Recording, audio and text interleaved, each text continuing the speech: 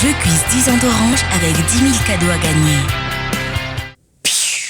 Faly miarabantsika tompolasy tompoko vavy, miarabantsika rehetra mpanaraka an'ity fandaharana ity a, izy ity de fanolorana ny loka ho an'ireo zanahery ny lalao tamin'ity spécial 10 ans ny quiz 907 ity. Tsotra ny fandraisana anjara fankalazana ny fahafolo taonany Orange Madagasikara dia alefanareo any amin'ny 907 ny soratra hoe quiz QUIZ de mahazo mandray anjara nareo, misy fanontaniana petrany de valinareo ka ireo zay mahavoavaly fanontaniana betsaka mandray anjara betsaka zany no mahazo ny loka isan-kerinandro. Tadidio fa ny SMS anankiray dia 470 ariary na 74 ariary ary indray mandeha isan-kerinandro de misy ilay antsoina hoe andro bonus na ny jour bonus ka amin'ny fotoan'io a dia x10 ampitomboina 10 ny isanao raha mahamarina le fanontaniana alefanao ianao ka jerijereo matetika ny telefoninao zany hoe sao de mba jour bonus ary androany, sao de mba andro bonus ary androany, fa rehefa miteny izy hoe andro bonus androany mazotomy mandray anjara am'le lalao a